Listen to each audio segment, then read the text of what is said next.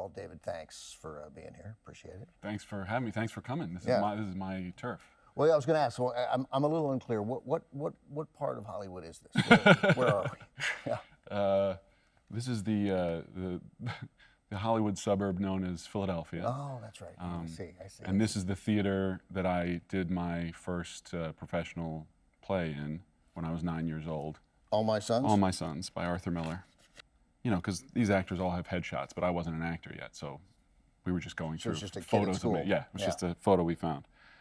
David Corenswet, Bert, is a fourth grader who is a big fan of the Marx Brothers, Fred Astaire and Ginger Rogers, Bill Irwin, and of course, Star Wars. He also loves building with Legos. All My Sons marks his first appearance on the legitimate stage, which is, I hadn't read that sentence. Where that's was, a where reference. was your illegitimate work? Well, so that's a reference to Bill Irwin and his three-man show called The Regard of Flight, which is probably a pretty little-known show. But if Bill ever watches this, there's a VHS of this show he did in the 80s, I think on Broadway, that my dad saw in person, and then there was a VHS tape of it that he rented from the library every other weekend. So that was the movie that we watched the most growing up, and that's a very obscure reference to one of his lines in that show. The legitimate stage. The legitimate stage. Bill Irwin, there's no bigger fan of silent comedy stars than Bill Irwin. Yeah. And one of the few living sort of stewards of the tradition. Yeah, getting Bill Irwin to talk about Harold Lloyd is a treat. We've had him on TCM talking about Harold Lloyd. He came and taught a master class at Juilliard, and he taught a lot. But I remember him teaching us how to trip on stage, and that was pretty magical. Bill Irwin taught you how to trip on stage. What's the key? Like toe? Like, do you remember? I honestly don't remember. I did. I sort of. It was sort of an experience of a magician coming and explaining a trick, and you going, "You do it better. I'll just watch you do it." So you do it. Yeah. So there aren't a lot of kids 9 years old, 8, 9 years old, who it almost feels like Star Wars is thrown in as a perfunctory, "Hey, I'm a normal kid," right? But it starts with Marx Brothers and Fred and Ginger. Yep. Yeah. How did that happen? I think it was just. We didn't have cable growing up, and television was not allowed or a part of our sort of daily routine. But we did watch a lot of movies growing up. We would rent movies at the video store down the street. From my mom would watch great films. I remember watching Indiana Jones over her shoulder for the first time when I was probably too young. And I remember watching Star Wars over her shoulder for the first time and getting to the scene where they've escaped the Death Star, and Leia says that was too easy, and she leaves, and Luke and Han discuss their sort of euphemistically their attraction to her. And I just remember thinking, this is boring. But obviously the rest of the movie was very exciting for a 7-year-old or however old I was. But on my dad's side, and my mom had great appreciation for this too, but it was a lot of movie musicals and black and white films, specifically the Fred Astaire and Ginger Rogers movies. And the Marx Brothers movies, which were funny enough to be appreciable by a 6, 7-year-old. Yeah, you crowd 38 people into a tiny stateroom, right? Yeah, that's funny. Yeah, that's just going to work. But the great thing about the Marx Brothers, where I feel not to denigrate any other great comedic legends, but where the Three Stooges, I feel, sort of get left behind in your childhood to an extent. The Marx Brothers have that great thing of there's plenty of physical comedy for a kid, and then when you get older, as with great movies that you watch as a kid, you realize all of the dirty jokes you were missing as a kid, and all of the sophisticated turns of phrases and those things. So I think that's my dad liked the idea of that we could grow into the films. So why did your parents ban television? I think my dad would take credit for that. My mom was just generally a little more relaxed about stuff. About that kind of stuff. Did they want you to read? I mean, it wasn't, I think it was more the great films. I think they both were great, had great appreciation for great films, and just felt like maybe television could sort of in the way that it sometimes gets left on in the house. Also, it was the ads, I think, for my dad, the commercials. Anytime we were watching TV, if we were watching a sports game or something, he always insisted on muting the television when the commercials came on. So, but what drew you to acting? Like, where did that? Well, my dad was an actor for about 6 or 7 years. On the stage, like locally? On the stage in New York. He graduated from college, had been kind of miserable at school because he hadn't gotten to do a lot of acting, and moved to New York, and at some point got his equity card and did some equity shows. Nothing that I would say was sort of remarkable from a public point of view. I did some background work on some soap operas and some films. Eventually ended up going to law school, which was where he met my mom and where the next chapter of his life started. So you could tell that was something that mattered to your dad growing up. Yeah, it was part of his identity, I would say.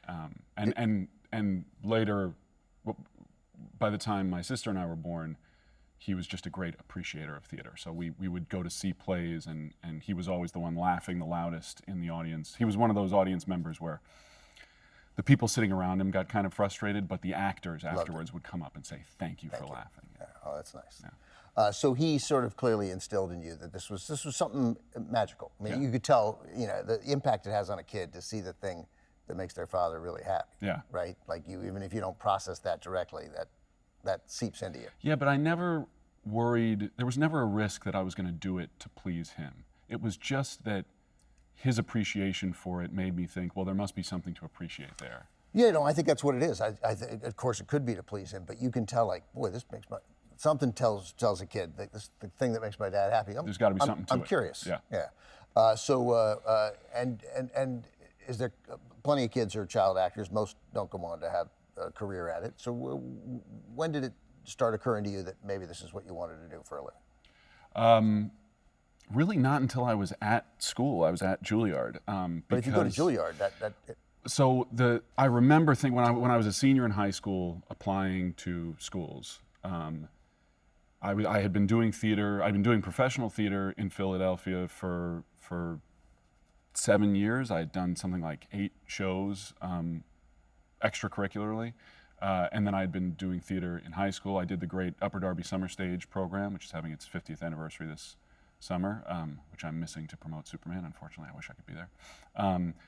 But so every summer I did 2 or 3 musicals at this great program. But when it came time to apply to schools and you're sort of thinking of it as a career, I knew that you could apply for conservatories. And a lot of my friends were auditioning for musical theater programs, BFA programs. But still nobody could really describe to me what a career as an actor looked like. Right. So I applied to the University of Pennsylvania because I thought I'm not ready to commit to a path that I don't know what it looks like, and that field, more of the people I went to school with were applying to good schools and hoping to get in and sort of figure it out from there. And I happened to apply early decision, which meant that once I got in, even though I was planning to audition for Juilliard and NYU, and I did a play extracurricularly with an independent student group, and it occurred to me at that point that I was looking at it differently than anybody else in the play with me.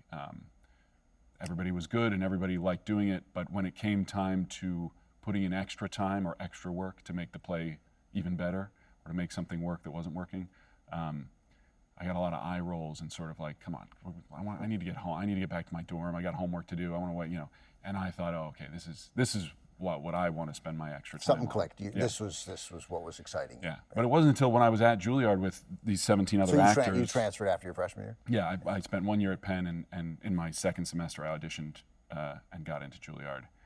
And it was meeting the people at my audition days, the teachers and the other students, the prospective students, and then meeting the people who would become my classmates, where I thought these are the people who I should be spending 4 years with.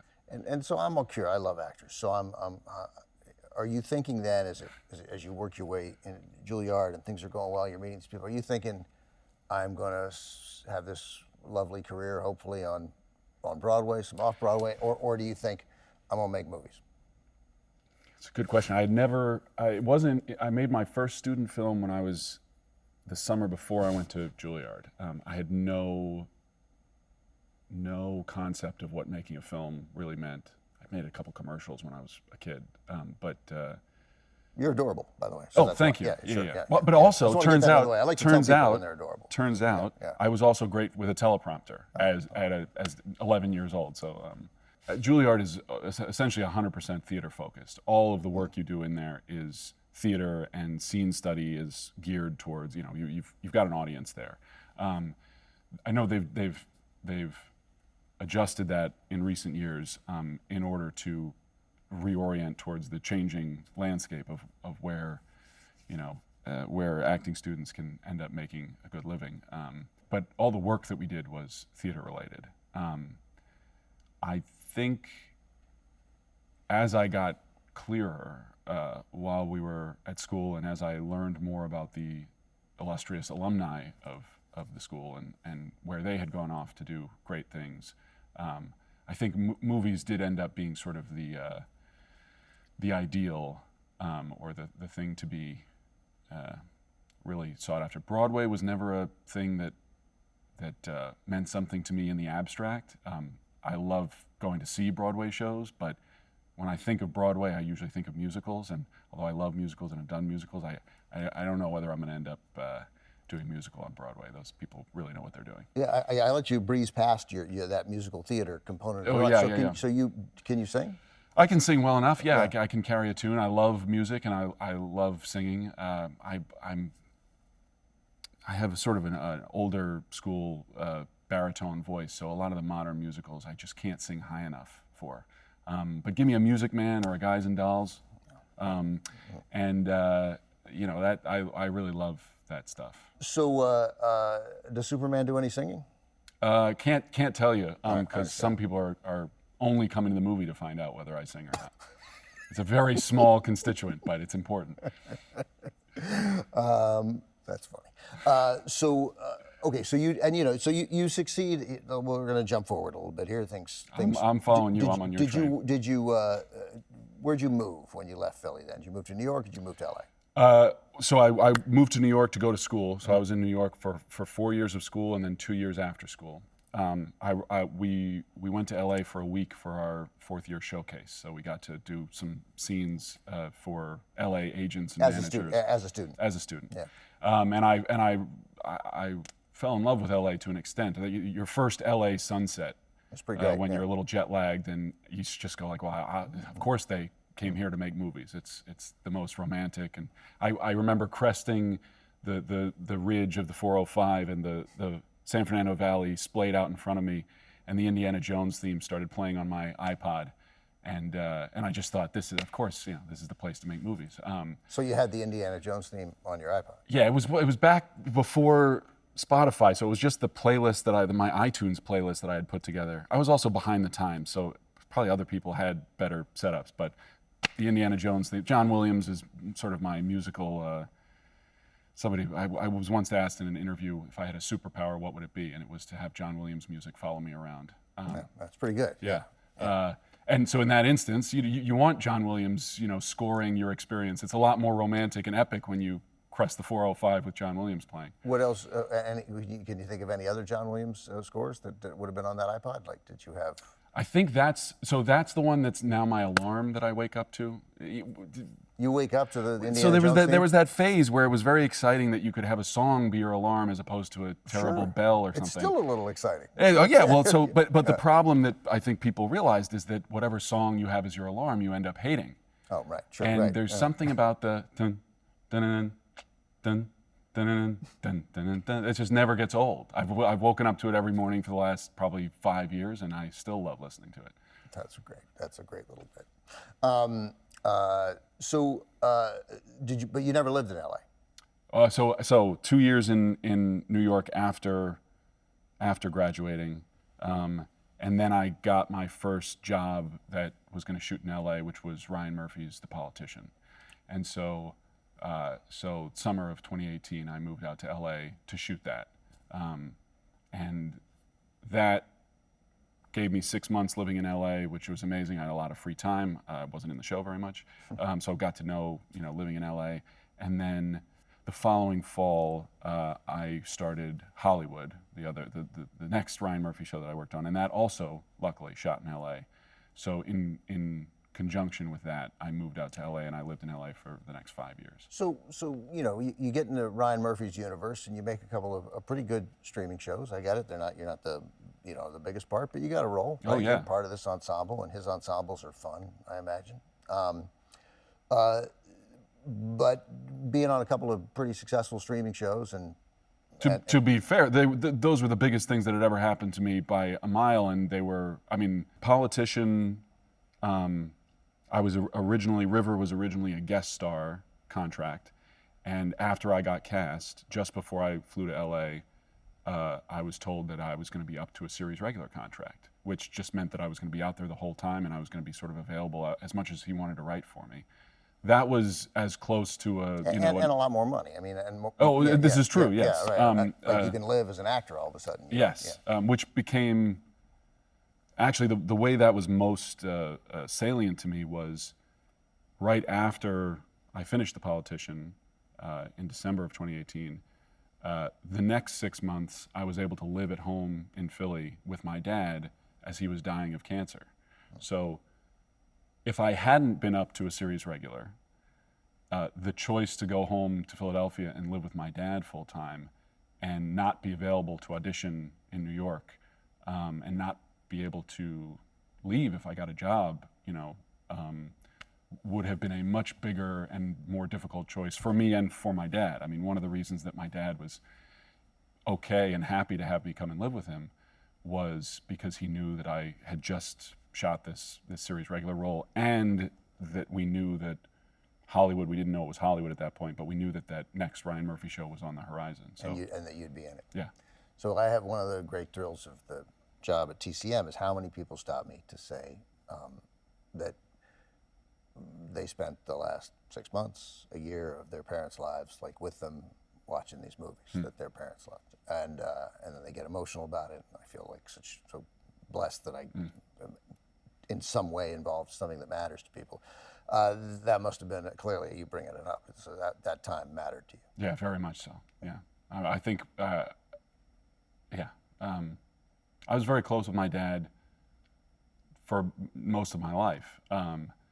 But I remember thinking at the time there probably aren't very many 25-year-olds who get to go and live with their dads for 6 months, and it was a lot of difficult things that go along with taking care of your father when he's dying and very sick. And but I think considering at least every father hopes that they go before their son, and so in some sense this is the best outcome that you could hope for.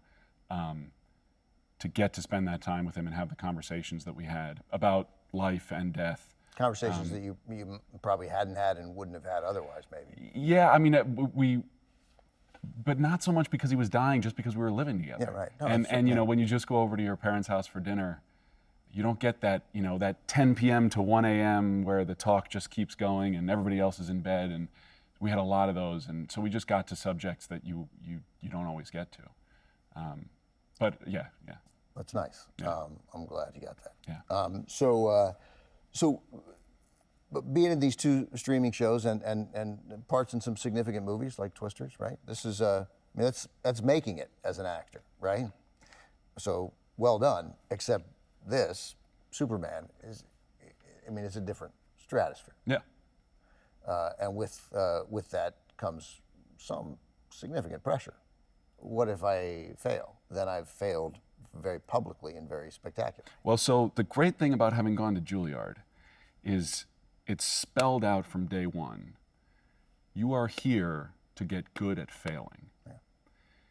And I had so many great intellectual conversations and arguments with my teachers about this because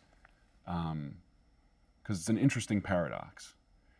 Because if you get good at failing, if you get comfortable at failing, then it no longer feels like failing. It's just what happens. Yeah. Right.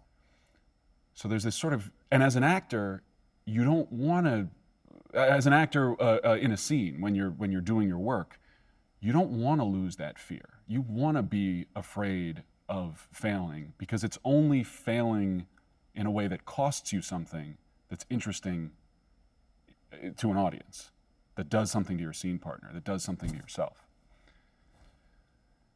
And I'm still chasing that. I love that feeling of when you're really scared of doing something in a scene, or you're really scared that your scene partner is going to do something in a scene, because that's where you get the cost of the drama, the cost to your character, the cost to your scene partner, the stakes. The stakes, yeah. But spending 4 years failing dramatically, and usually in your underwear, in front of 17 of your closest friends and the teachers who you admire the most and respect the most and want praise from the most in the world, that does sort of take the edge off of failure in the normal sense. I certainly don't want to be bad as an actor. I don't want to turn in a performance that people think is bad or dumb or silly or doesn't ring true. But I have good methods for bulwarking against that, or at least against my worry about that, which is basically that I make my commitment not to the audience, but to my director and to my scene partners and to the crew, the hundreds of people who are watching me work every day. And I commit that if they go home happy at the end of the day, and if they let me go home, if they say, all right, that's good, we got it, Right. then I'm going to say I did my best. And if I ever feel like I haven't done my best, I'll always ask for another chance. I'll always ask for feedback. I'll ask for help from anybody. If my boom operator has an idea of how I could be better, I'll take it. Because all I can do really, all of my work happens there on set in front of these people. If they're happy, then at least, it's still possible that my performance could be, it's very possible, it's happened. But at least I can look back and honestly think there was nothing else I could have done. I really tried to do everything I could do. But one of the scenes that I have seen is the full 10-minute The interview scene. argument. Yeah. The interview scene, right. But it's an interview scene between you and Rachel Brosnahan, Lois Lane, and you're, Clark Kent and Superman, sort of at the same time in this interview. And it turns into an argument, right?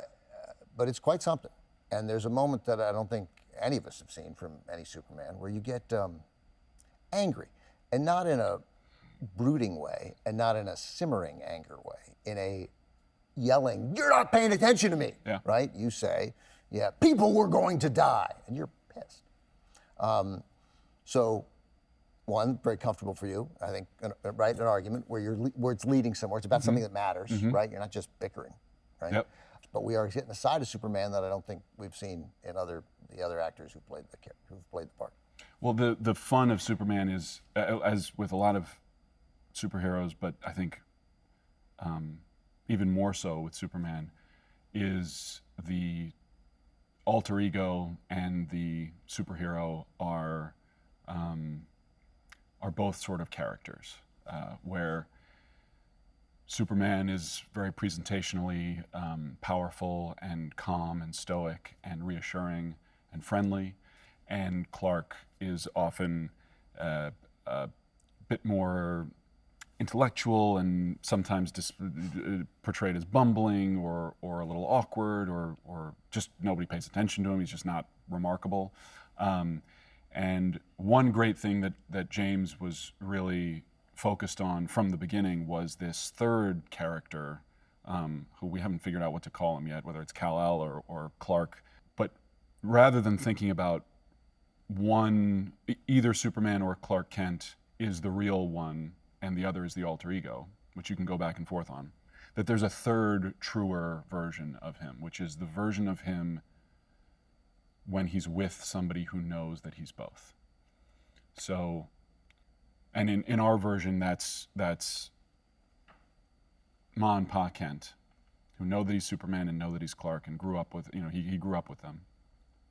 And Lois Lane, who knows that he's both of these characters, and she interacts with him as a journalist as Superman, and she interacts with him as a colleague as Clark Kent. And so she sees these characters, and she's one of the only people who gets to see him when he's not playing either character and he's a little bit of both.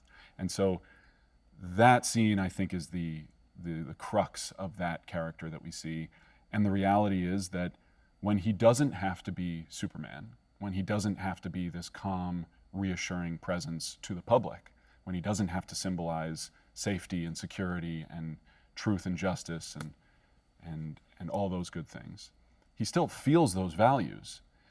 But just like when a firefighter comes home, or a paramedic comes home, they might get frustrated or they might panic about something, where in the course of doing their job, they would never let themselves panic or yell or raise their voice or convey that kind of instability or uncertainty. With Lois alone, even though they are technically recording, that's part of the scene, is that he keeps kind of forgetting that he's on the record at this point. It becomes just between him and Lois. You're able to see not his anger at Lois, but his frustration with the perspective that she's representing. And his passion about how certain he is that he's doing the right thing.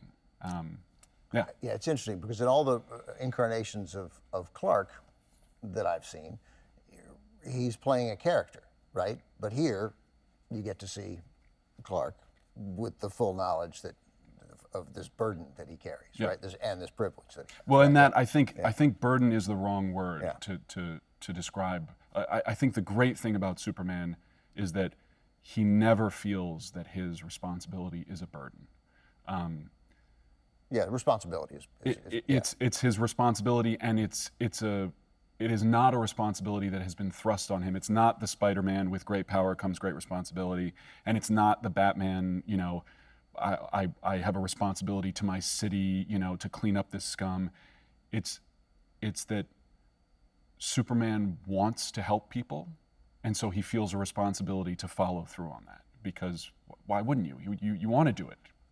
So that gets into what can be a problem with Superman, and it has been for me, but I'm not a huge comic book guy, but in the Superman movies, I always think, well, this is not interesting because these aren't real stakes. Right. It's a problem. It's not just Superman. It's a problem with a lot of superhero movies, right? But Superman is, I bet, traditionally there is that, he's invincible and he has no internal struggle. So, what's the problem? Yeah, right. So especially in this complicated world we live in, what place is there for a guy like that? Well, Grant Morrison, who was the artist for All-Star Superman, which was a great Superman comic that I did not know of before this film, but was the one that James told me to go and read. There's a great interview with him talking about the inspiration for All-Star Superman, and he describes just this. People say, if he can't be hurt, and if he doesn't have some traumatic past that he's trying to fight against, then what are the stakes? And his answer is all of the important ones. The fact that he can't save everybody. The fact that people are going to die. People are going to die, and they need to. I mean, it would be almost nonsensical to stop death. I mean, there would be all kinds of problems. That's not worth getting into. That's a whole philosophical thing. But yes, people are going to die. He has relationships with people that he wants to maintain, and being physically invincible and not being a dark and brooding, Batman type doesn't mean you don't have interpersonal problems. Your girlfriend of 3 months says, "Yeah, I don't know if I still want to be with you. This is, I'm not sure I'm feeling the same thing that I was feeling 3 months ago." Superman's got nothing. I mean, that's as big a problem. Those are the problems that we all deal with. Superman's not immune from that. In fact, that situation is heightened and made more dramatic by Superman's situation. And I think ultimately the thing that all of this does for the character is it elevates his one big problem, which is his isolation, which is that he is definitively different from everybody else on Earth. He is not human. He's an alien, and he has these powers that nobody else has. And he's sort of always had these powers that nobody else has. And at the same time, he wants desperately to be a part of humanity. So ultimately, the dramatic stakes of Superman as a character is that he is lonely and he doesn't want to be. And I think that is the most relatable and dramatic thing if anybody thinks about it for more than a minute. I think James said that also. Didn't James say, Gabe, that he's like, yeah, my Superman's not immortal. Well, so this is the other. I mean, I think that the central issue is that people care about the character stakes more than anything, I think, whether they admit it or not. Now, if you're going to have a great big action movie like this one, you don't want your character to be invincible, because that does sort of take the sting out of some of the action sequences. So the great thing is finding foes for Superman that can match him or can find his weaknesses, and finding those things in the canon of the comics. But also one thing that James and I found, I don't know whether we talked about this, but just because Superman can lift a building or can, lift a giant kaiju, doesn't mean it's easy. And just because you see I watched a lot of videos on bodybuilding and powerlifting when I was training, and you see a guy who can lift 1,000 pounds. Right. It's not easy. Right, it hurt. Right, that's it. And even when he's lifting 400 pounds, it's not like picking up a toothpick. It's difficult. He can do it, and he can do it for reps. He can do it way more than any normal human being can do. But you see the struggle. And I think the struggle is important for Superman, for our Superman, that you see how much it takes from him to do all of these amazing physical feats and to save these people and to be quick and to think quick. It's not easy. He can do it, but it's not easy. And I think as soon as you make it not easy, as soon as it costs him something to do, that's when it becomes dramatic and exciting. One of the relatable things in this movie that you talked about Superman's loneliness is he does have a dog. Yeah. Right. And no man with a dog is truly lonely. Although, when you get home and your dog has like ripped apart your briefcase and your work, and like and then is like sitting there, panting and wagging like, did I do good, Dad? There is sort of a even more lonely than lonely, which is like you're standing in front of the guy who's supposed to be your best friend. And you're just like, you don't even understand that you have ruined my evening. All I want to do is lie down, man. Yep. Just want to lie down, and we're watching episode of The Pit. Can you just cut me a break, man? I have 3 dogs, and one of them, has basically ruined the last 6 years. So it's true, but I wouldn't, But you wouldn't trade it, and that's the. I might trade him. Yeah, well, I might trade that one. Yeah, but we're stuck with him. But the dog is nice. It does humanize. It's a way to humanize a character I think very effectively. Yeah. James knows that, and especially for kids, I think like seeing a dog in a movie is very exciting, and especially a dog that's going to do what Crypto does, which is all the dog things, but then some pretty epic things as well. All right, a couple big picture questions. James was eager almost to talk about, and now in 2025 is the right time to bring him back. Do you share those thoughts? It feels like a movie that's gonna feel good to watch, and not in a cheap way, in that sort of way that we remember our favorite movies, and especially the movies that we go back and watch again and again. Apollo 13 is always one that comes back to me. I don't know whether you could say, well, Apollo 13, it's very timely now again because we're sending rockets into space and civilians are going to space, and that's not what makes it timely to me. What makes Apollo 13 or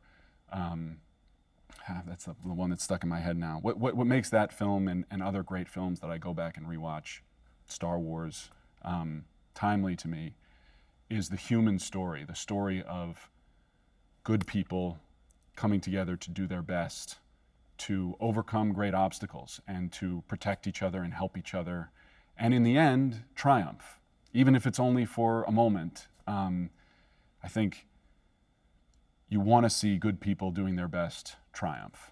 And that ultimately is what Superman's about. That ultimately is what our movie is about one ultimately good person trying to do his best in a world where it's not so easy to just keep doing your best. The struggle of just waking up every day and continuing to put one foot in front of the other, keep doing your job, keep trying to do your best, keep trying to be a good person. And when you get to watch that for 2 hours and change, you leave the theater feeling like that was a good way to, it was a good roller coaster to ride, and I wouldn't mind going back and riding it again. At what point did the idea of playing Superman get into your head? As a kernel that I thought would never, pop into a piece of popcorn? What's the metaphor there? It's like the smallest little scratching a while ago, probably 10 years ago. Not as a kid? Not as a kid. I grew up on the Tobey Maguire Spider-Man movies. Those were the superhero movies that I saw in theaters and that were really sort of relevant to me, just because of the timing of when they came out. And I think as a kid, I wouldn't describe myself as a kid who fit in that well, being a fan of the Marx Brothers. I had one very close friend who also was a fan of the Marx Brothers, and everybody else was kind of confused by me, I would say. There's something very romantic about the Peter Parker superhero story, which is that you're a nerd that gets bullied, and then you get these amazing powers, and you get to do cool things with them. And Superman, I think, is a different kind of superhero fantasy for a kid. So for me, it was that once I became an adult, a young adult, but I was in New York, and I was living with roommates and navigating New York. When I Trying to make it as an actor in some capacity. And with my classmates, getting close with my classmates, I would always sort of be branded the dad of the group. I was the one who wanted to make sure that people weren't drinking too much and people were wearing their seatbelts, not in New York, but the people were taken care of and looked after, and I didn't feel the need to be cool. I'd given up on that. I always wanted to be cool as a kid, and then by the time I got into theater school, I had given up on that. And I went to school with some very cool people to whom I was happy to cede that status. But I focused on trying to be a voice of reason and safety and stability. I wanted to be somebody who people could come to if they had issues, and I didn't get involved in the drama of school for the most part. When people had problems, they came to you, they talked to you. I hoped that they would. And in moments they definitely did. But sometimes you don't go to dad with your problems, you go to your friends. And so sometimes I was the last person that people would come to. But that's also, I think, that's a role. It's a role, and it was a role I was very proud to be put in a couple of times with some close friends. I said I now have a 1.5-year-old kid. I've said I've been a dad for a long time. I've just been waiting for a kid to prove it. Make it official. But I remember one instance. I was living with my two other students, a classmate and another Juilliard student, and they were cooking in the kitchen and at like 11 p.m. because that's when you cook when you're at Juilliard, because you don't get home until 11 p.m. And the smoke alarm started going off, and I was in my room in my underwear, and as soon as the smoke alarm went off, I burst out of my room, grabbed a chair, stood on it, and pressed the silence button. And in that moment, they were panicking. They had no idea how to turn it off. This thing was filled with smoke, and so I ran out and got on the chair and pressed the hush button or whatever it is. And the classmate just sort of like looked at me. You come running out of your room in your underwear and you like save the day. You literally are Superman. And I remember her saying Superman in that moment, and thinking, that's so cool that me in my underwear turning a smoke alarm off at 11 p.m. is Superman. That's Superman energy. And I really liked that. And I think Superman as the dad figure is right in a way, where that thing of like, he's not the cool guy. He's not he's not necessarily the guy you look at and you think, I want to be that guy. You're like, I want to have that guy around. I want to hang out with my friends and get into trouble. And when things go bad, I want him to show up to save the day. So that was the first, but that didn't translate into me playing him on screen. I never thought it would be, I just thought it's too impossible to imagine. But you liked that feeling. I liked that feeling. I liked seeing that in her face, that in her face was relief and a feeling of like everything's taken care of with a glimmer of you look ridiculous. You're in your underwear. This is ridiculous. Just to be clear, it was just your underwear. You weren't like wearing your underwear outside your jeans. No. Okay, It was just the underwear, and I'm sure it wasn't red. But I also I have a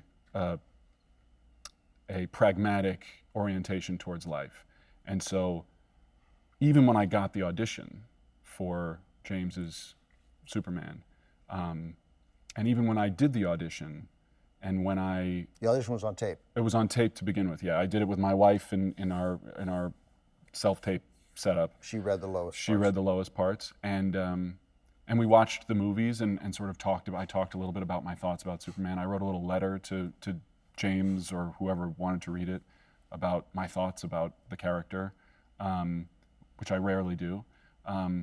And even when my wife said, "I think you might be the person to play this part," I just thought it just doesn't happen. It's just not going to happen. And not because I'm a pessimist, just because I'm a pragmatist. It's amazing. The odds are incredibly slim and at every point of this. Yes, exactly. And surely, even though we're here and I'm auditioning, surely there's somebody who's going to be a better fit for this. It'd be too good to be true that James's idea of this character would be the same thing that I have to bring to the character.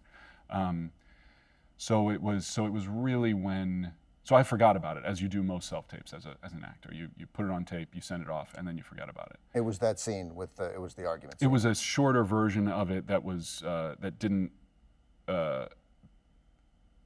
have. It was not the true circumstances of the film. It was adjusted to be a little more, leakable. It was if it got out, it wouldn't give anything away about the film. But it had that same tone and energy, and for James, I think he was looking specifically for the humor that was in the scene. And I immediately, when I read the scene, thought, this sounds like a scene from His Girl Friday, two reporters, working each other and getting around the question and making jokes. And, definitely has that feel. Yeah. And she's very good at that too. Yes, she's extremely good at that. So it wasn't until I was told that I was going to screen test for it. That was the first moment where I thought, oh, this could actually happen. So James said on both occasions, like one, you sent in the tape, and he was like, "Oh, I think I have him." Yeah. He kept going, and there were like 3 or 4 people who definitely would have been good. Great actors. But as soon as I saw David, I thought, "Oh, this is it." And the same thing with Rachel, and then the same thing when he put you two together. Yeah, which is crazy. That we only read once together, and Rachel had slept about 3 hours the night before, and I had been working for 4 or 5 hours on the other stuff, doing stunt stuff, and you already had it. You had the job. No. We were paired up at that screen test. I think Rachel and I both thought, wait, that's it? We read the scene once. We're not going to do anything. Okay, then it must not have gone that well, or like I don't know. Oh damn, these would have been great parts to get. Right, But yeah, I guess it was just clear to James.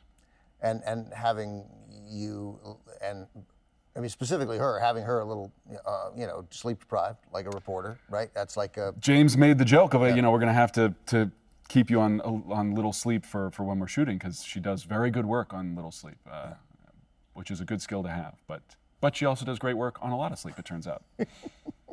She's just damn good. Given that you've had it somewhere in your head for a decade, that it'd be nice to play this character. What does the character mean to you? Well, the way I hear that question is, what does the character mean to me in my life? And what it means to me in my life and as an actor is a role where I can honestly say, and I did ask myself this question, if this is the only role that I get to play for the rest of my life. And when I say the rest of my life, I don't mean that I'm playing it for the rest of my life. I'm saying I get to do this movie, maybe I get to do another movie, and then I don't get to play another role in my life. Would I do it? And the answer is yes. And I think I've probably stolen that from Christopher Reeve in one of the interviews that he gave. Because especially back then, there was a feeling of if you're going to play this guy, you might not get to play other parts because people aren't going to be able to see you as anything other than Superman. Where now I think people see it a little more as a launching pad for all sorts of other possibilities. But you have to, when you take a role that's going to be this visible and this iconic, even just visually iconic, and it's your face and the underwear, and I wanted to be prepared for the possibility that it wouldn't lead to a bunch of other things. That this would be the thing. And I felt really lucky that when I asked myself that question, the answer came back. Yep, somebody's got to play this part. And if you're the person to play it and you give up everything else to do it, it would be worth doing. Because you mentioned him, the similarities between you and Christopher Reeve are hard to ignore. Juilliard, trained to be theater actors. He did it for some time before he got the job. Relatively unknown. You certainly had more screen success than he had. But young and fairly unknown, Juilliard trained actors, both playing Superman. Yeah. Yeah. Both played the piano, both learned to fly planes, although I think he did both of those better than I did and more seriously than I did. Both had a kid sort of around the time of playing Superman, their first kid. I had my first, or my wife had our first, just as we were starting filming, and I think he had his first between the first and second, so both became fathers at the. We watched this documentary, Superman, about him just before we started filming as a cast. We sat in the theater and watched it. And I resonated with his perspective on a lot of things as well, the way he thought about life and family and after the injury, how his perspective on life changed. I don't think there's any way or reason to try to sort of live up to Christopher Reeve. I think being the first big screen Superman, being such a successful one in every way, and having with his life set such an example in that Superman kind of way of persistence and goodwill and selflessness, and setting an example of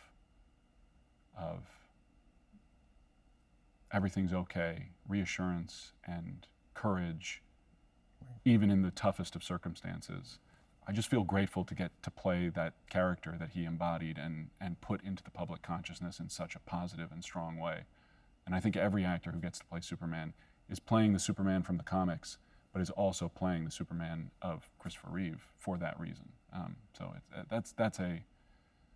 that is a reassuring feeling. There's no pressure or comparison in my mind. It's just a feeling of I've got that cape behind me as well.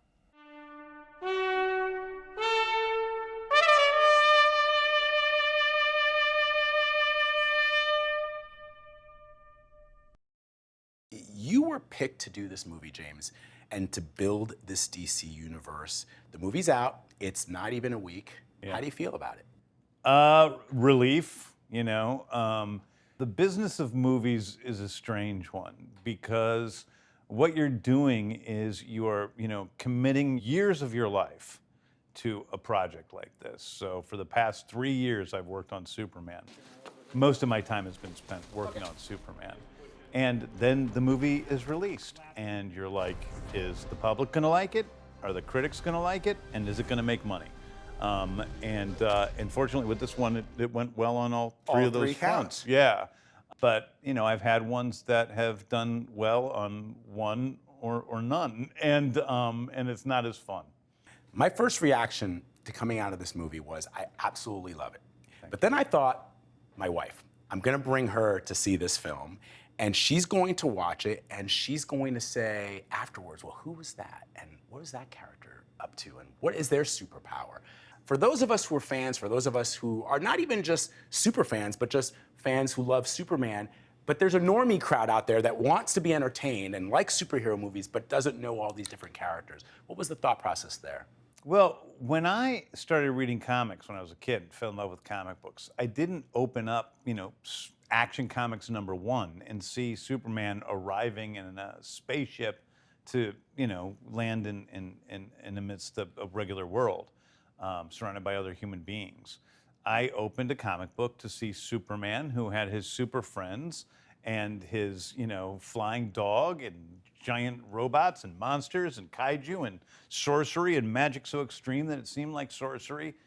It was that magical world that I fell in love with as much as the character of Superman. That's what the DC Universe's world is. When you see Game of Thrones, you go into Game of Thrones and you see there's all these things that you're not familiar with, but you're taken up by the story and the characters and you fall in love with it. When you go to see Star Wars, nobody knew what Jedis were. Nobody knew what Ewoks were. Nobody knew what, Jawas were. And so they go into the thing, you're in another world. That's what this is. And now we have not found that there's been much of an issue with anybody with going in and seeing the fact that Superman has these supporting characters who are also superheroes. I mean, it's gotten a high 80s on Rotten Tomatoes. Is there a sense from you that people are falling in love with the story and the character who's almost being reintroduced?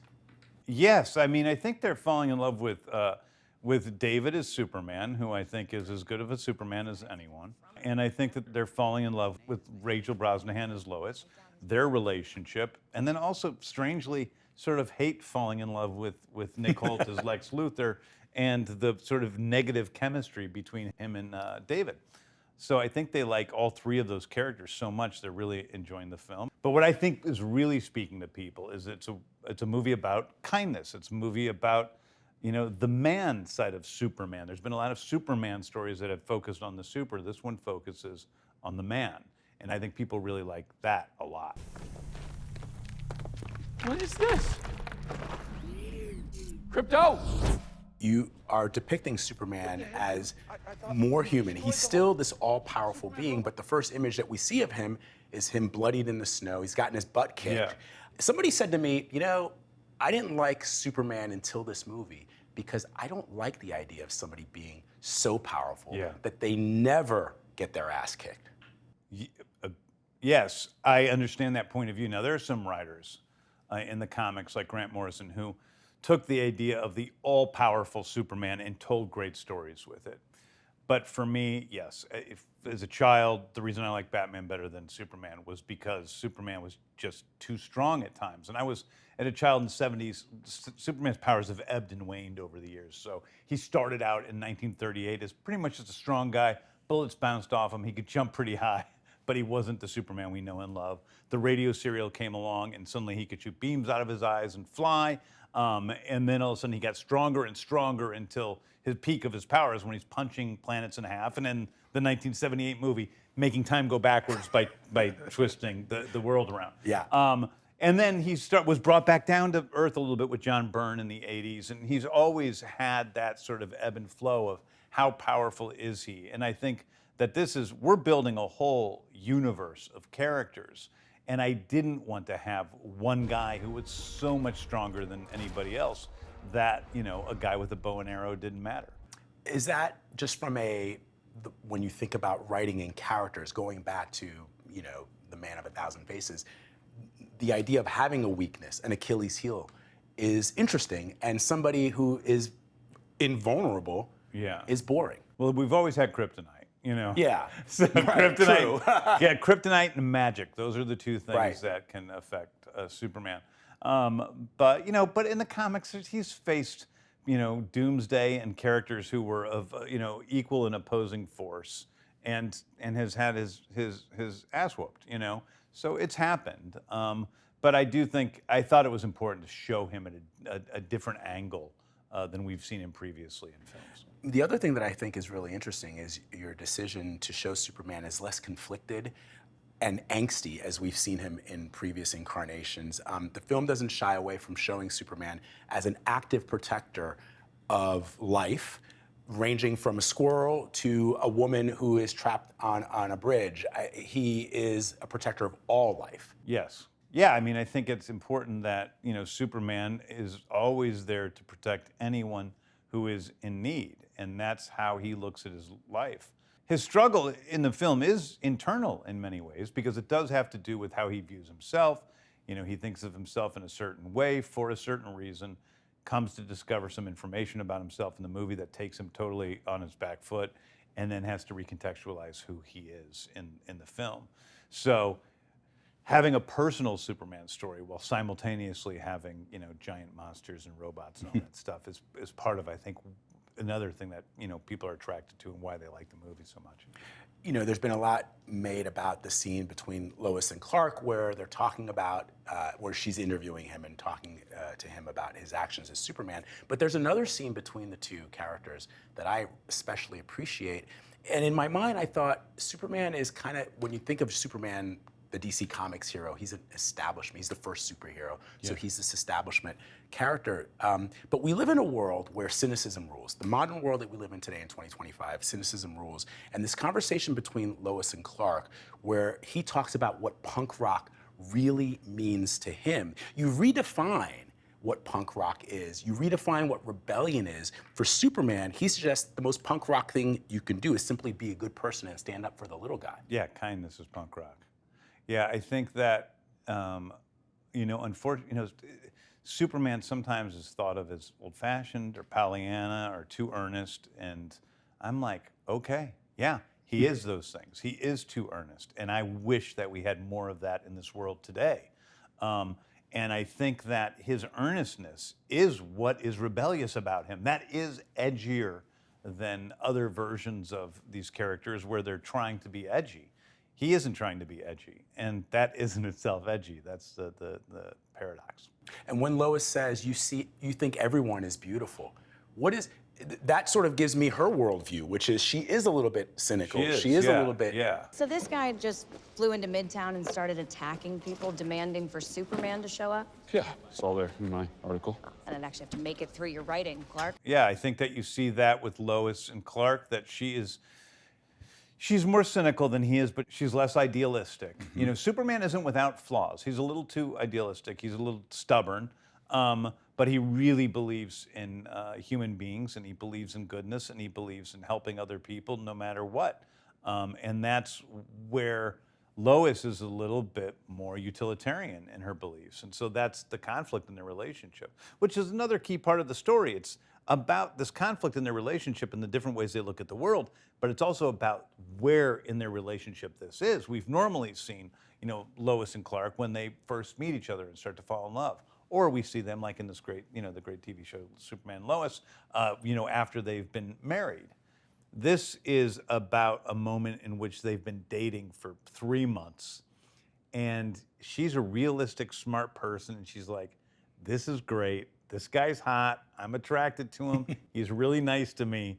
But man, I don't know about this weirdness of dating an alien from outer space who flies around in a costume and helps save squirrels, And for her, that's a difficult thing. You can see if this was real, like where, how would Lois process this relationship with this guy?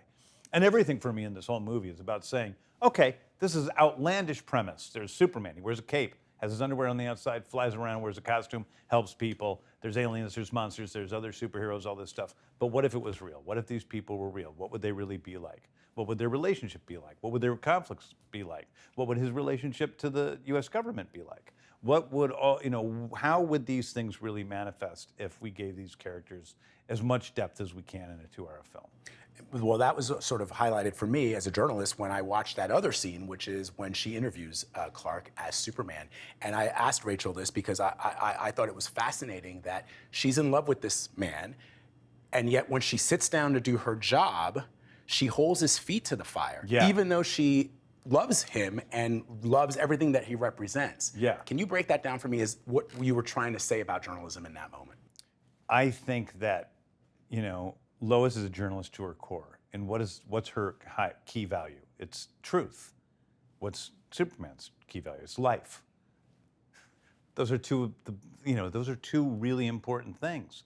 But they aren't always, they don't always go together so well. And the minute she sits down and the minute she's questioning him, she puts on her journalist hat and she treats him like she would anyone else.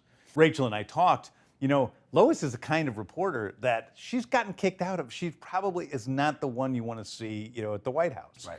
Because she is just too, aggressive with her questioning.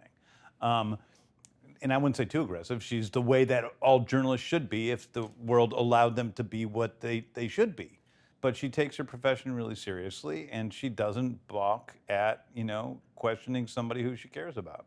But then on the flip side, Clark as Superman, and I was trying to reconcile this myself. I was like, well, wait, he's Superman, and if he can stop a war, if he can stop innocent people from being slaughtered, who cares what your laws are? Who cares what the president has authorized or the UN is doing? I don't have time to debate this in session while people are dying. And yes. Even for me, I was like, ooh, I don't, I'm a journalist, but what if I were Superman? I would say I don't really have time to. It's hard not to, I found that, when I wrote the scene, I didn't think Superman or Lois was right in their sort of, back and forth. I see both their points of view, but I do notice that people generally think Superman is the correct one in that argument. It's the more emotional side, right? And so when we're watching a movie, we are keyed into our emotional side, and so we agree with Superman because he's like, I'm just gonna go, and I don't think Superman even thinks about it. That's the thing. He's going and he's stopping a war from happening because people are about to die, and one country's invading another, and he's not gonna let it happen, and so he goes and he stops the war. He doesn't even think about, oh, should I check in with the president? Should I ask somebody else? He's a little rash in that way, and that's how he lives his life. He's so fast, he's so, quick, and he's used to, the building's falling down, he's got to stop it and save the people. And that's how he treated the war. He went straight over there and stopped it.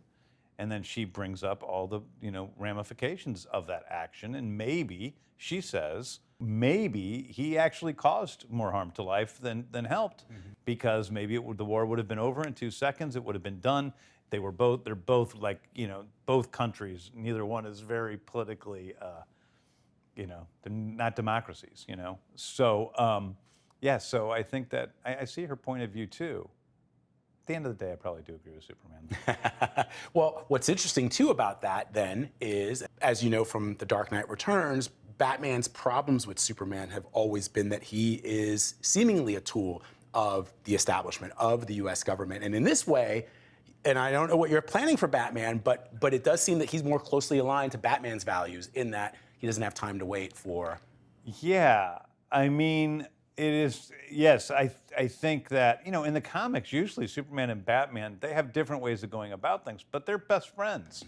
And I think that's something that, in the future of the DCU is, we think a lot about. Let's talk about Nick as Lex Luthor. He's amazing. And it's hard for me to see. One of my favorite movies is about a boy, and every time I see him in anything when he's playing an adult, especially like this horrible villain, my brain is like exploding at all levels. Yeah. But you created a world which is dominated by techno dudes, techno bros, as personified by Lex Luthor. And you also show how social media can influence world events. You've got these chaos monkeys typing on computers. Why was that important for you to show Lex as an avatar of some of the people that are running around our planet right now?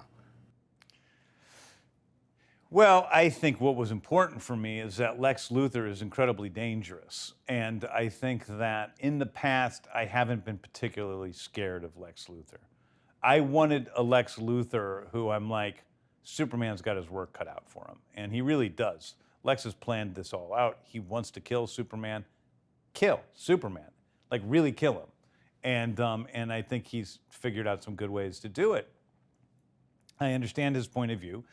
Lex Luthor is the smartest man in the world. He's done great things for humanity. He's a scientist. And was probably considered the greatest man in the world until about 3 years ago when this guy flies in with dimples and a cape, and suddenly everybody thinks he's the greatest man in the world. And Lex just cannot deal with it. It just kills him. His ambition was everything, and so it's gone, and it's been destroyed by this guy, and so he's sort of rationalized his own way of into believing that he is put here on Earth to destroy Superman. I do find that this depiction of Lex Luthor is the scariest Lex Luthor I've ever seen, because although we all love the Gene Hackman and all the other versions that we've seen both in the comics, well, the comics, it gets pretty dark, but it does. But on screen, I think a lot of people took notes from Hackman and sort of made him like he's an evil, brilliant genius, but kind of also funny, like your uncle who's got a lot of money, Yeah. And but here he's really scary. Yeah, I mean, I think Michael Rosenbaum in Smallville. Smallville's super. His Lex was pretty great and also human, you know. Yep. And we start out liking him. And the great thing about that TV show is that we saw the tragedy in every moment of these characters who were friends who are not going to be that way in the future. That isn't in this movie. Lex and Superman are meeting for the very first time. But I do think that you got to make Lex scary. He's got to be fully himself, and I think but also you have to understand him. I think you have to understand his hatred of Superman, and that's what Nick gets across so beautifully. Who, incidentally, is the nicest person on the set. And my wife and I were talking the other night. We're trying to figure out, like, why is it so often that the nicest people play the best villains? Because the nicest, the two nicest people on the whole set of Superman are Gabby, who plays the engineer, and Nick, who plays Lex.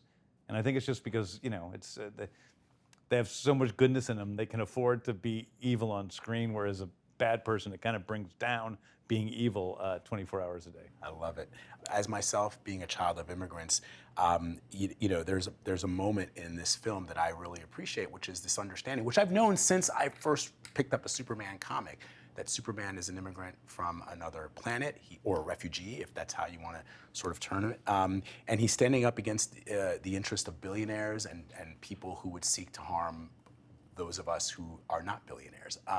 How important was it for you to incorporate that into this story, which is part of the Superman mythos? Well, for me, again, the center of it was about kindness in a world that isn't kind. There's no doubt that this story was created by the children of immigrants, by Jerry Siegel and Joe Shuster in 1938.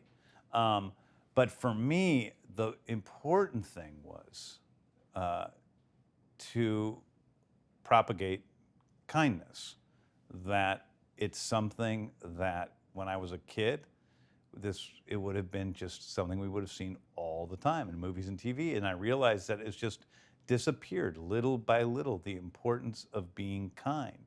That little kids can go to see this movie and see a character who is powerful but kind. That adults can go and be reminded, wow, that should be something basic and normal. But now I'm looking at it in this movie and I realize how rare it is. It's even superheroes, they're all edgy and dark and brooding and, cutting people up and anti-heroes and, and I like that stuff. I'm not saying I don't. I mean, Deadpool's my favorite franchise, Yeah. So, but it's like, these things are, but there's other ways to approach these things and we're missing some of the basic human values that we all share, and even there's a moment where Superman shows compassion for Lex despite everything. And how much better would the world be if we showed compassion to the people that we disagree with? And what has the internet sort of created in us, that it's making us fight people all the time? And I mean this about everybody. I mean, we all have different political beliefs, but everybody comes from their own places, and most of us are good. Most of us are good on all political spectrums. Maybe they're wrong, but we're good.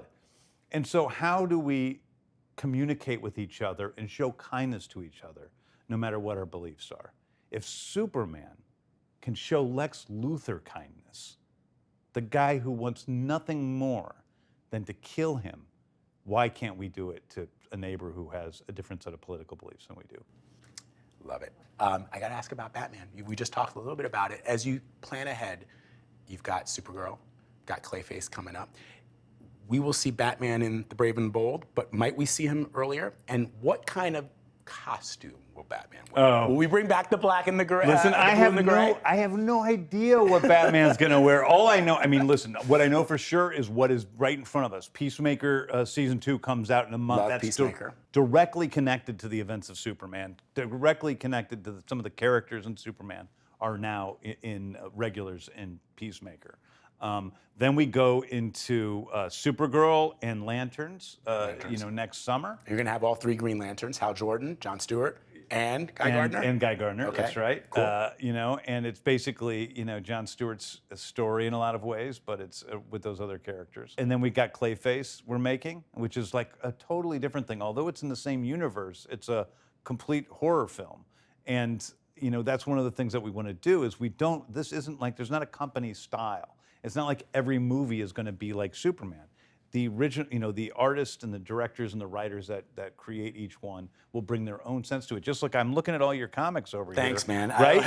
And those are all, look at how tonally different, look Yes. how different Superman looks in Right. those things. Look how tonally different the stories are, the way they look. And so it's like, that's what we want to bring to the films, because we don't want people being bored. We want to invigorate people, so. I'm glad you pointed out these action figures, and we talked earlier about the Mego action figures, which Yeah. you seemingly had a lot more than I did. Oh, yeah. No. I'm a Mego super fan. Yeah. Thank you for doing this. This is awesome. Oh, thanks, man. I appreciate it. That was great. Rachel Brosnahan, the Emmy Award-winning actor who played the witty housewife turned stand-up comic in the acclaimed, the beloved, the series Marvelous Miss Maisel, one of my favorites. She's now back receiving rave reviews for her portrayal of the iconic reporter Lois Lane in the new Superman film. In the movie, Lois is secretly dating Clark Kent, aka Superman, people, played by the actor David Corenswet. Ready? Let's do it, Cronkite. Superman. Miss Lane. Recently, you've come under a lot of fire for I don't what know if some it's a might. lot of fire, It's but- a lot. Today, the Secretary of Defense said he was going to look into your actions in Bravia. That's funny? It's not funny. It's just, I mean, come on, my actions? I stopped a war. Maybe. Not maybe, I did. Okay. Rachel Brosnahan joins us now. Rachel, so great to have you here. Thank you. I'm happy to be here. Congrats on the movie. It's terrific. We've all really seen is. it. Big Thank you fans. very Big much. fans. Apparently, you were a fan of Margot Kidder's portrayal of the original Lois Lane, so you were thrilled to get the call. And there's a producer's note here that says Rachel was in the bathroom when she got the phone call for this part. No, it's now, you get asked once and it's become this infamous story because of how glamorous it is. Yes. Right. That's Hollywood, baby. It's just the worst place ever to be when you get that call. But you're thrilled. You're excited. Yes, I You was don't have to very think excited. twice. Yeah, no, absolutely not. And why were you so Easy excited yes. about the role? I mean, I grew up loving fantasy, loving magic, movies and books and stories. I feel like they just transport you into other worlds, and I've always wanted to be a part of something like that. And to be able to step into the shoes of a character this iconic was a dream I didn't know I had. And it's just been so much fun.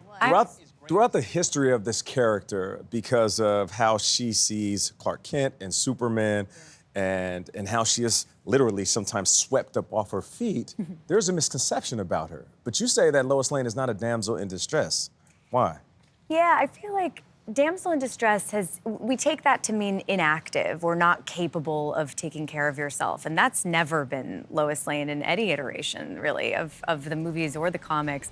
She's somebody who's perfectly capable. And one of the things I love about her story and about this sort of portrayal of her as James wrote her is that he balances both things really deftly. She's somebody who's completely capable she can rely on her own smarts and instinct, but sometimes you need someone to help you, whether it's a Superman or someone else, and that doesn't make you any less strong or any less capable. Right. We all need that sometimes. Yeah. One of the things that I loved most in the movie was the dog, was Crypto. But you said he just kind of steals moments. You said he was tougher to work with than doing like the stunts when you guys were flying. Oh yeah, biggest diva on set. No, I mean I shot with nothing there when I shot with Crypto, which was, interesting. You think you've done quite a lot. I've been around for a while. Shooting with nothing as a dog was a new one for me. That was probably the hardest day for me on set. Was there for you, I say I love that, there were many things about this I loved, the chemistry that you had, the group of characters you're working with. Was there one thing that stood out to you from this set that really was a favorite moment? There are a bunch, but one that really sticks out is the brilliant actor who plays Mr. Terrific. Oh, Eddie my. Peggy. Isn't he amazing? Incredible. Yes. I mean, he's been around and he's been amazing forever, but I just can't wait for more people to meet Eddie. I left wanting more of him. Me too. He needs his own movie. Well, we're going to see. I'm sure we're gonna get more, Because that's the right? whole point of this film, is to build out this DC There you go. universe, right? Yeah. There you go, Vlad. One of the things, Rachel, you and I were talking about backstage, you did, as part of your research, you interviewed investigative reporters and Yeah. journalists for this. And one of the things that struck me in that scene that we show is Lois loves Clark, loves Kal-El, loves Superman. And in that scene, you get a very good insight into their two different worldviews. You could very easily give him the benefit of the doubt as he tries to explain himself, but you don't hold his feet to the fire. Yeah. Why did you do that as Lois Lane? Well, one of the things I appreciate about James's script is that journalism is really integral to it. And Lois is somebody who has very strong beliefs about ethics in journalism, her own journalistic integrity, and she's unwilling to compromise it, even for somebody that she loves. And I think it's part of what earns her that title of Pulitzer Prize-winning journalist. And I love that scene so much because I think, as you said, you get to see all the different colors of these characters and their relationships and their worldviews. And it's fun to watch two really passionate people bump up against each other in more ways than one. Yeah, because sorry. Go ahead, no, go ahead. No, I was going to say, because I think the other interesting aspect of this is we see Superman's humanity, which is something that hasn't been portrayed. I mean, he's this all-powerful being, but he gets annoyed that people are using that hashtag.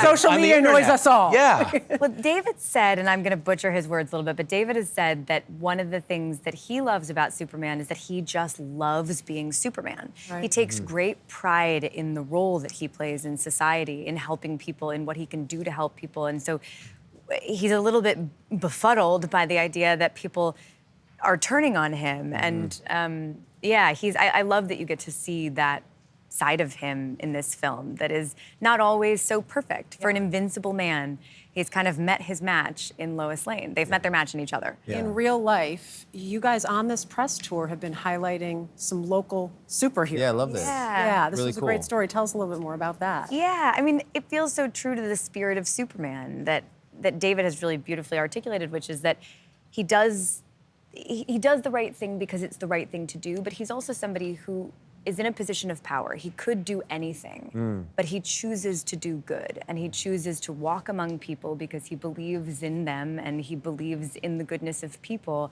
And it just felt in line with the film itself, and we had an opportunity as we were traveling the world to be able to recognize some local superheroes on the ground. So we've been sharing organizations that people in Manila and Rio and London, Los Angeles and New York have shared with us and are just spotlighting them. So check it out on our Instagram. Well, you are the marvelous Lois Lane in this film. Marvelous. And we want Mrs. Maisel back, too. want her back. I'll say, not clear back. Carmen Palladino. Thank you very much. Appreciate it. Superman is in theaters and IMAX, which would be a great place to see it starting tomorrow.